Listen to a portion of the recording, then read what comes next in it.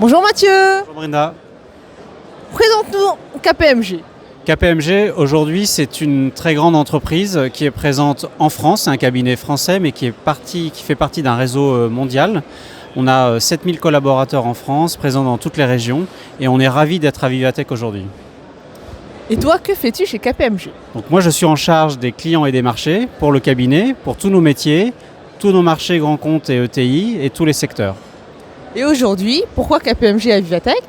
La tech, c'est vraiment l'endroit fantastique d'être aujourd'hui à Vivatech, puisque la technologie, c'est dans tous les discours, c'est dans tous les enjeux pour les entreprises. C'est un enjeu de transformation. L'IA, on en parle dans tous les médias. C'est un sujet vraiment fondamental et c'est également un sujet très important pour les personnes que l'on recrute. Et pourquoi il y avait des startups chez KPMG? Pour nous, c'est important d'être vraiment au cœur de l'innovation. C'est l'enjeu de Vivatech, c'est véritablement d'avoir ce foisonnement de startups, d'innovation. Et notre rôle, c'est aussi sur nos stands de les héberger, ce qui nous permet vraiment de les faire découvrir à nos clients. Merci Mathieu et à très vite. À très vite, merci.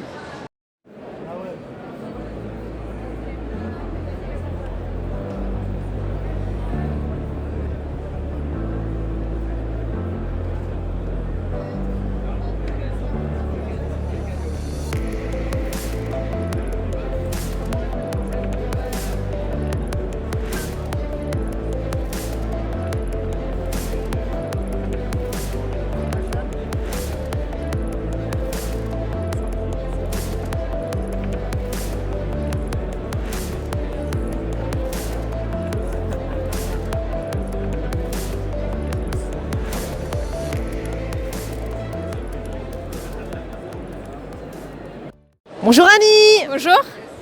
Alors, qu'est-ce que c'est que Siaptic? Siaptic, c'est une start-up qui développe un dispositif pour les personnes déficientes visuelles qui permet de traduire l'information visuelle en sensations tactiles. Donc concrètement, il y a une caméra qui se clipse à n'importe quelle monture de lunettes qui filme l'environnement en temps réel. Une IA traite ensuite ces images, les segmente, les simplifie et les renvoie à la ceinture que je porte ici. C'est une ceinture lombaire qui est munie de 256 petits solénoïdes, petits picots, qui reproduisent les formes et les distances des objets qui sont autour de moi. Donc sur le présentoir, vous voyez justement la rapidité avec laquelle le rafraîchissement des tapotements se produit pour justement arriver à donner une perception en temps réel de l'environnement. Et en plus de cela, il y a un agent conversationnel qui est présent dans le clip de lunettes qui est disponible à n'importe quel moment au service de l'utilisateur pour répondre à ses questions, que ce soit décrire une scène ou lire un texte ou autre. Et comment vous avez eu l'idée? Alors l'idée ne vient pas de moi, ça vient de Rémi Duchalard, qui est le fondateur et l'inventeur du dispositif et le fondateur de Siaptic par le coup. Et donc Rémi, il pourra mieux vous expliquer, mais il a accompagné des personnes en situation de handicap et c'est en faisant justement une expérience de guidage qu'il a eu vraiment l'idée de pouvoir guider les personnes, non pas par l'ouïe ou par la vue, mais vraiment par le toucher, parce qu'il y a une forte potentiel du haptique, du toucher justement, d'où l'intérêt.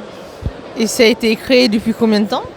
Ça a été créé en 2018, l'entreprise. On a eu une très longue période de R&D et là on est dans une phase de pré-commercialisation, donc on pense être sur le marché en France d'ici quelques mois, on l'espère. Donc pour les personnes déficientes visuelles, on travaille énormément sur la prise en charge du dispositif pour arriver à avoir un taux de reste à charge zéro à l'utilisateur final dès qu'on arrive sur le marché justement.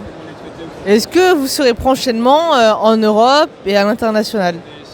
D'abord donc en France, puis effectivement dans l'idée on va se lancer très vite en Europe, notamment l'Espagne, Allemagne, les pays plutôt de l'OCDE. Et ensuite effectivement l'année d'après potentiellement États-Unis. C'est dans l'idée c'est vraiment oui se lancer en France puis très vite à l'international. Bien, merci beaucoup Annie. Et à très bientôt. Merci à vous. Merci pour votre invitation. Bonjour Laurent. Bonjour, bienvenue sur l'espace Dealcare sur KPMG. Alors présente-nous ton entreprise. Donc Dealcare, on aide les entreprises à faire des deals équilibrés où tout le monde est gagnant. C'est-à-dire où en fait on va faire en sorte que les deals soient clairs d'abord, compris de tout le monde, et puis que toutes les étapes jusqu'au cash soient parfaitement réalisées et orchestrées. Donc en fait après on va demander au fournisseur de prouver qu'il a bien fait le travail, à l'acheteur de confirmer, et tout ça, ça va automatiquement déclencher la facturation et le paiement à J+Trans en B2B. Et comment as-tu eu l'idée? Alors, je n'ai pas eu l'idée tout seul, hein. On a un collectif à travailler sur le développement de Dealcare, et en fait, on constate qu'aujourd'hui, 50% des factures sont payées en retard. C'est un chiffre de la Banque de France, 52% des factures sont payées en retard, donc il y avait un vrai problème. Et le problème, il n'est pas que lié que les gens ils n'ont pas d'argent ou que les gens ils ne veulent pas payer. Il y a aussi beaucoup de problèmes liés à l'administratif, à toutes ces micros-accords, ces micros-étapes qu'il faut structurer et qu'il faut réaliser. Et comme elles sont dispersées, grâce à Dealcare, elles sont toutes regroupées dans un outil qui va aider à fluidifier les relations entre l'acheteur et le vendeur. Et elle est sortie quand? Alors, elle est sortie, elle est disponible. Et là, on est en phase où on est en train de travailler sur une nouvelle version et on cherche des sociétés, des entreprises qui cherchent à améliorer donc leur process de contractualisation et se faire payer plus rapidement pour terminer la modélisation de cette nouvelle version avec eux pour vraiment respecter les use cases.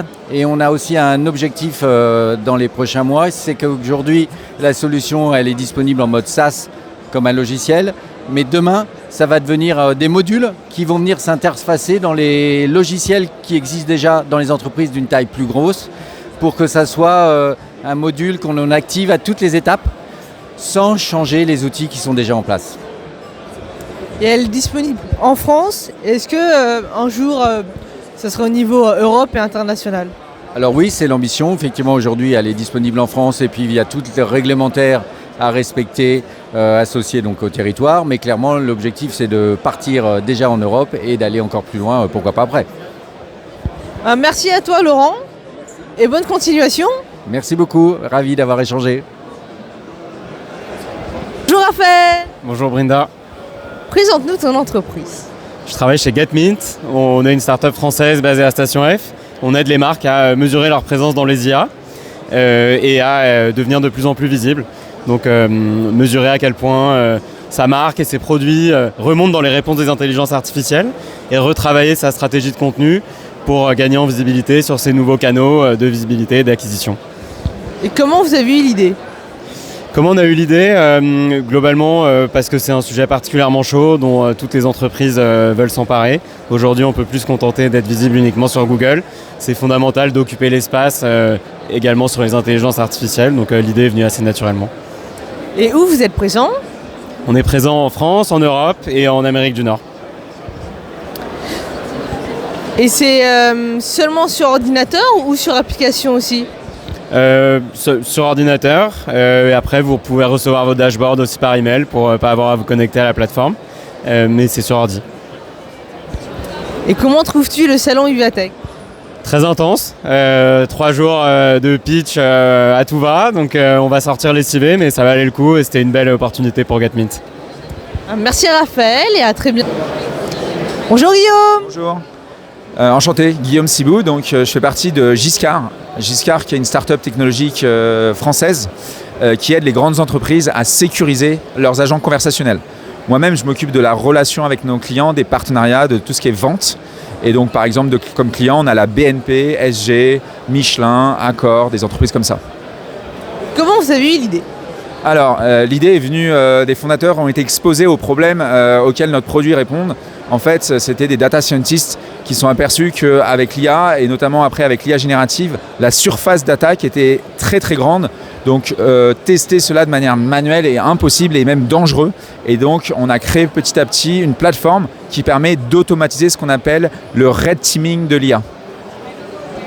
Est-ce que tu peux nous en dire un peu plus ?